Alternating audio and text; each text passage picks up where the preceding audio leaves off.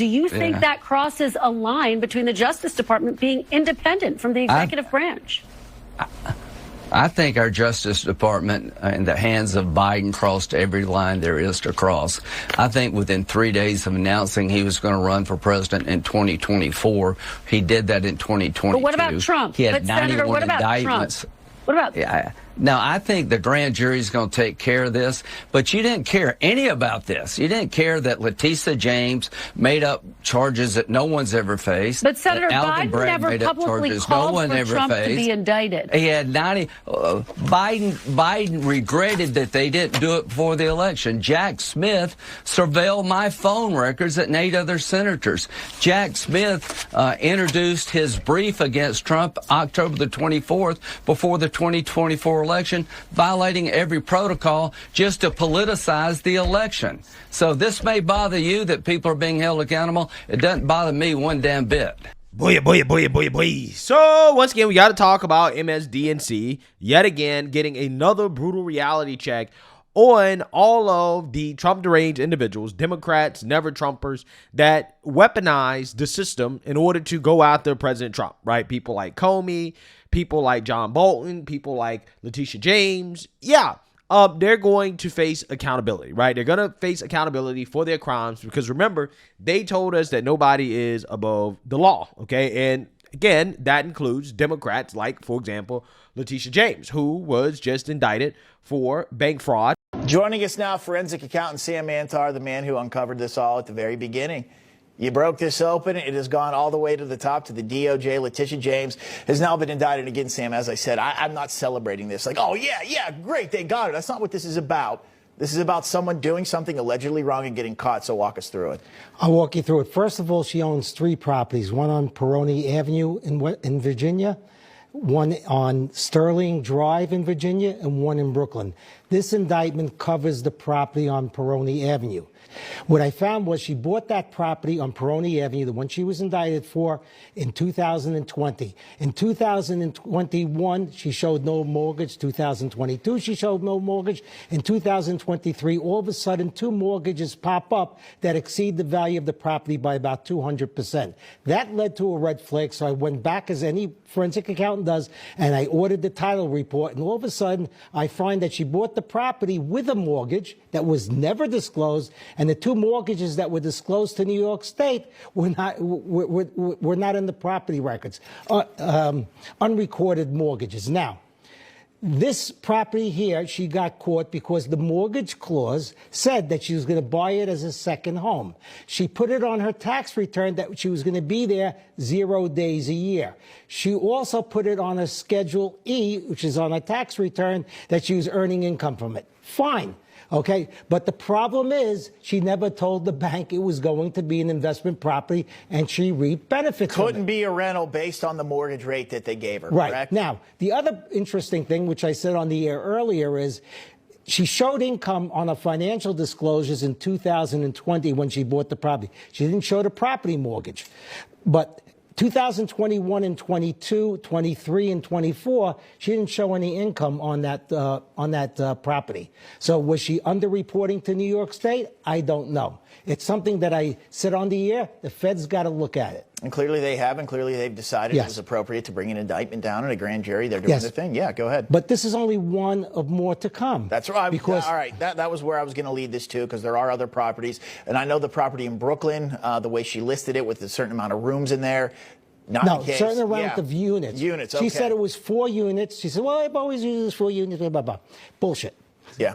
Well, it's bleep that one out. It's supposed to be, it's 5 units according to the certificate of occupancy. No owner of a property can determine their own occupancy. They have to get permission from the Department of Buildings to change the certificate of occupancy. Certificate of occupancy said 5. She should have applied as commercial loans at higher rates. She should have applied for commercial insurance at higher costs, but she didn't. She treated it as a 4-unit or less property. Do you think, well, let's focus in on the property in Virginia where the indictment has come down. Would you consider that to be pretty much a slam dunk? I've heard other people talking about it, that, you know, the way it's laid out, I mean, yeah, she did this and that's that. It's as plain as day. But this isn't a complicated case, I guess. No, it isn't a complicated case, but everybody's looking at that one property. There's 2 other properties that she committed mortgage fraud on, and every single mortgage document that she signed going back 42 years with her signature on it had falsified information. Yeah, so clear as day, right? Clear as day, Letitia James not only is likely guilty when it comes to the current indictment against her, but she's going to probably receive more charges. And she has a pattern of behavior, right? A history of this type of behavior that suggests that it's not a one-off. It's not an accident. It's something that she does routinely in order to gain financial benefits. Now, despite all the evidence, right, the clear as day evidence that has been laid out against Letitia James, the mainstream liberal media is having a hard time understanding why this indictment against Letitia James is legit, when for whatever reason they didn't have a hard time legitimizing Letitia James going after President Trump, even though Letitia James made it clear that she was weaponizing her office to go after President Trump. For whatever reason, the mainstream liberal media, they weren't upset and they weren't mad about that, right? But now all of a sudden, they got questions. How about the people who don't get the same benefits based on inflated assets? The people who have tax that is owed, people who have to actually give the accurate assessment of the value of their property if they're lucky enough to own it, according to the so-called American dream. If they're able to secure a loan in an industry which oftentimes lays bare bias, whether it's implicit or otherwise, or, algorithm based or otherwise. What about those people who say, well, you know what? All's well did not end well for me because I didn't have the benefit that perhaps Trump did. I suspect on a jury of people who have either tried to get a loan, who have had to pay their taxes, who have had to do that which is required, will look at it very differently. But again, now it's just a judge doing that, who I'm sure has to pay his taxes as well. I want to break down this indictment against James in plain English. I want you to forget the legal codes. Here it is. They say that she bought a property. She claimed it would be used for personal use only as a second home. Instead, she rented it out to a family of 3. Now, here is why the prosecutors want you to care. Prosecutors say that the banks suffered because when she claimed it was for her, she got a note rate of 3% rather than 3.815%. And between that and a seller credit, she probably saved 19 grand over the life of the loan. The prosecutors say that her misrepresentation, as they're saying it is, that it harmed the bank. They don't allege how in this indictment. They don't allege when they were harmed. They don't allege why they were harmed. Bank fraud starts with, quote, whoever knowingly executes or attempts to execute a scheme. I'm sure you can guess what the key word there is. By the way, I said knowingly, right? And for false statements to a financial institution, quote, whoever knowingly makes a false statement or report. Oh, there it is again, knowingly. What does this mean?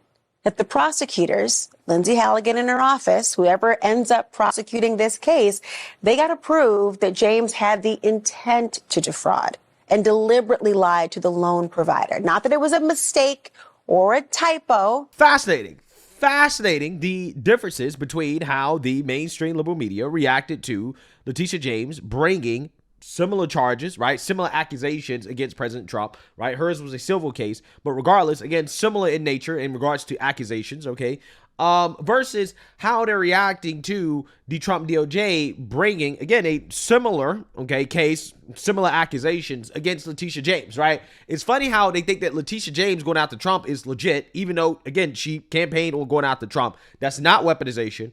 But when the Trump DOJ gives Letitia James a taste of her own medicine, right? Now all of a sudden they want to boohoo, whine, and cry foul, right? They have questions about whether or not this indictment is legitimate.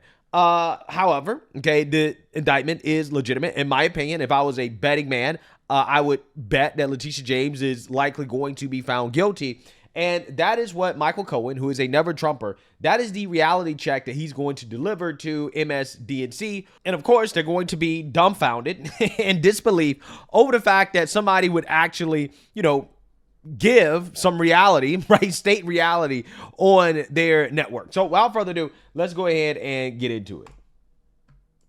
On deck in Trump's retribution tour is his former national security advisor, John Bolton. MSNBC is reporting that a complaint or indictment against him could come as early as this week, according to two people familiar with the case.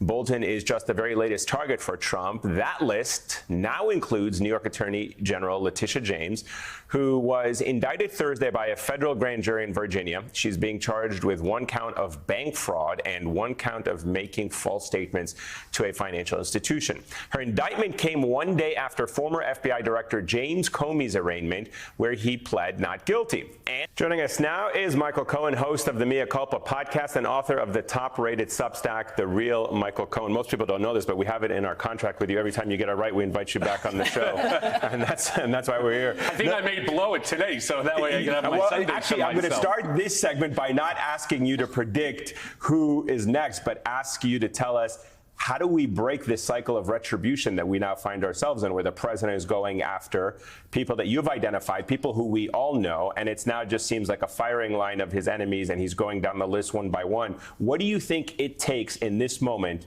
to stop what is happening? Yeah, so notice how this guy is framing this conversation around how this is, quote unquote, retribution, right? And the obvious reason why they're framing it this way is because they want you to believe that Letitia James is 100% innocent. John Bolton is 100% innocent.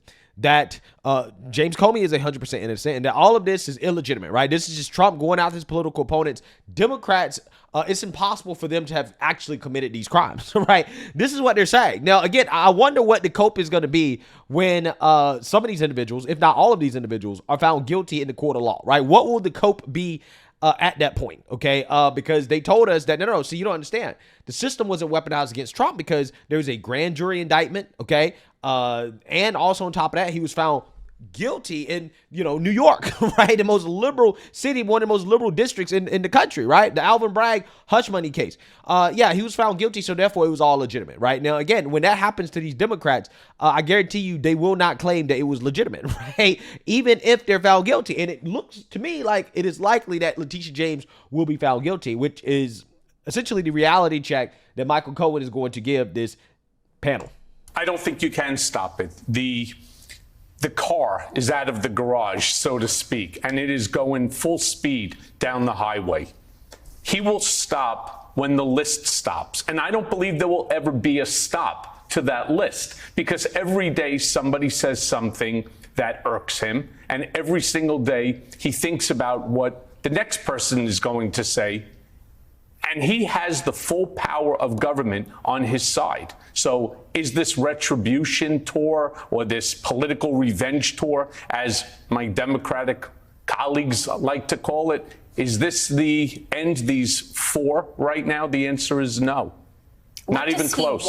Does he want to see them behind bars? And that's going to make him feel better about what he feels he was under attack for, and how he believes he was mistreated? Is it that he simply doesn't actually care what the outcome is, but knowing that they're going to have to lawyer up, they're going to lose money in the process, they're going to feel like they're under the microscope, that they're just going to get a taste of what he experienced, that's enough for him?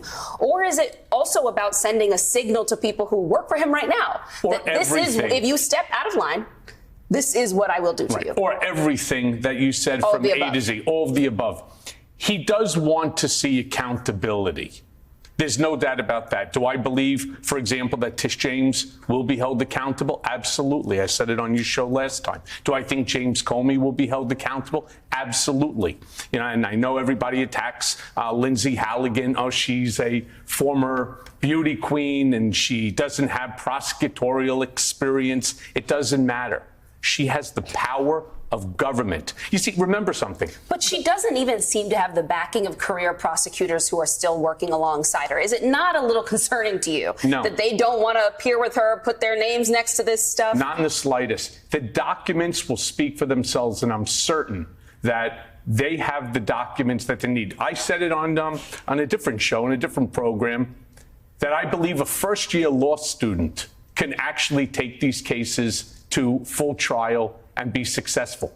Just think about Tish James for a second. When you guys had asked me why I believe Tish James is next and why I believe she'll be held accountable. She's the chief law enforcement agent here in the state of New York. And what did she do? She went after Trump for what? For misstatements to a bank and banking fraud. Well, isn't that exactly what they're charging her now with? The same exact not case? really. No, not really. Isn't it Not exactly the evidence same? and facts. I'm sorry? She had evidence. In fact, I mean, there's a whole case, right? Also, she won for a reason. And they will have a case against her once Lindsey Halligan brings it to a trial. That's the point I'm trying to make. Again, Republicans are screaming, yay, go Trump accountability. Democrats, of course, we're all screaming, oh, this is political retribution. This is a political revenge tour. I understand that. But this is exactly, she opened up a Pandora's box, if you think about it, about bringing cases against people for business fraud and for banking fraud. $500 million of overinflated. It's not about the amount. Remember, well, of course it is. The severity of the crime is different. But that's the law. That's the sentence that would be the subject.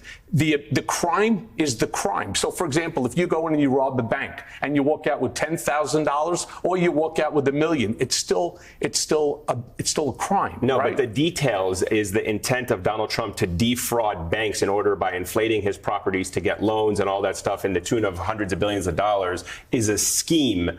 She may have misidentified a checkbox on an application when she was applying for her second mortgage that was supposed to be a rental property versus a primary residence. Not exactly the same thing.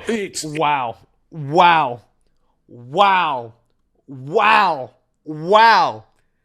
You see how this guy is bending over backwards to try to say, well, see, this is different, right? While completely leaving out the context of the fact that, one, this is probably not it for Letitia James. This is not an isolated incident, right? This is not a one-time thing, right? She has a pattern of behavior of doing this, which would indicate what? A scheme, which this guy is denying. He's claiming that's the difference. Well, Letitia James made a one-time mistake. She checked the wrong box. That's different than the scheme, aka the pattern of behavior that Letitia James alleges that President Trump participated in, right? But again, the actual reality, if you are honest about the indictment against Letitia James and also the other allegations against her, again, this is a pattern of behavior from Letitia James, okay, in which she is lying on her mortgage documents in order to get favorable financial deals, right? She's lying to banks. She's lying to financial institutions. She's doing exactly what she accused President Trump of doing. But apparently BS now, right? They think that somehow, some way this is different, right? See, well, you don't understand. Letitia James, her fraud was small fraud, right? The amount was small. Trump's fraud was big, right? The amount. And as Michael Cohen, again, correctly laid out, surprisingly, again, when Michael Cohen is the voice of at least some truth on your network, understand that your network is basically not worthy of calling itself a news channel, right? But anyways, as Michael Cohen laid out, yeah, it doesn't matter what the amount is, right? The fact of the matter is she either defrauded the bank or she didn't, right? She either committed fraud or she didn't. That's the reality here. And if she defrauded the bank out of $100 or $100 million, it doesn't matter. She still did it. She still committed the crime, okay? So again, this guy is basically saying that, well, Letitia James may have committed a crime, but it was a small, right? It was a little small fraud, right? It was small fraud, not a big deal. So obviously this is major cope because they can't admit on their network, they cannot admit that it is possible that Letitia James committed a crime. And the reason why they can't do that is because when they say that nobody's above the law, right? If they actually admit that, hey, it's possible that Letitia James committed a crime, they can no longer boohoo, whine, and cry about weaponization or to say that the system is weaponized because she actually did commit a crime. That is essentially their defense of why is it that Letitia James going after Trump is legit versus Trump going after Letitia James, or what they call Trump going after Letitia James, right? The reason why they say that one is legitimate and one is not legitimate is because, well, see, Trump actually committed crimes, right? Letitia James, she didn't actually commit crimes, right? So they can't actually admit that, right? But like I told you guys, if/when, more likely when Letitia James is found guilty, I guarantee you that standard will no longer apply, right? They'll find some way to mental gymnastics their way through arguing how Letitia James, despite being found guilty, it was political, it was a witch hunt. But yet in the Alvin Bragg case, also again in the Letitia James civil case against Trump, they said, well, see, Trump was found liable in the civil case and he was found guilty in the Alvin Bragg case. So therefore, it could have been political because he, was found liable and found guilty. And it's like, That same standard is not going to apply to these Democrats who are found guilty. I already know this for a fact, okay? I'm already ready for the mental gymnastics and the cope, right? That's going to come from this network if/when Letitia James, Comey, John Bolton, all these people, once they're found guilty. It is, because ultimately what they will have to show is that she knew that this was a rental property. Again, the devil will be in the details, and I believe that they have the information on the details. 100% they got information. Apparently, the prosecutor who these people are poo-pooing, right? Oh, she's a rookie. Okay, she doesn't know what she's doing. Nobody else will sign on to this, blah, blah, blah, blah, blah, right? Apparently, she got indictment almost immediately, right? The grand jury heard the evidence, heard the case, and they were immediate, right? Immediate. Yeah, she should be charged, right? Letitia James should be charged. So, yeah, I think they got a strong case against Letitia James, 100%. Our viewers have asked us in the past when you've come on the show, and they've been waiting to see how your predictions turn out. Why should they trust you when you had a long-time friendship? And sometimes it sounds like you're on Trump's side in all of this. So I get that a lot when people say, oh, are you bending the knee? Are you on his payroll? The answer is no. But a fact is a fact. And I want people to understand that if you want to hear what it is that comports with your opinion, I'm definitely not the guy to go to. I'm going to give it to you the way that I see it, the way that I know. You see, how was I able to predict the 3? It's because I know Trump and I understand the strategy. I understand his playbook. And I understand that he's not going to have, whether it's Lindsay Halligan or the top career prosecutor there, unless they have the document to prove the truth of the matter that's asserted. Okay, well, I have to ask before we go. This panel. Again, MSDNC, BS now, really. I mean, there is no bottom here. Basically, this woman is saying, well, see, how can the audience trust you when you're telling them things that they don't want to hear? How can the audience trust you when you're not lying to them, right? When you're calling it like it is. Which, again, Michael Cohen is a liar, right? But hey, in this instance right here, the audience is upset that he's not continuing to lie. That he's actually telling the truth. They're not going to invite this dude back on the show, bro. If Letitia James is found guilty, they're not inviting him back on the show. Give us a name. Well, I already told you that one. It's definitely Adam Schiff, and everybody, I think, understands that as well. We saw that on his posts in social media. Right, but I do also believe that this indictment will come down on Tuesday. Against John Bolton. Yeah, against Bolton. So we have 2 predictions tonight from Michael Cohen, everyone. We got the tape, so in case we can come back. Damn, it looks like I'm going to be back next Sunday. We're going to hold you accountable for it. Keep your weekends open. Thank you, Michael Cohen. Good to see you. No, they're not going to invite you back, right? If Bolton gets indicted, if Schiff gets indicted, and Michael Cohen says that they're guilty, right? They're not inviting him back. They're not going to invite him back.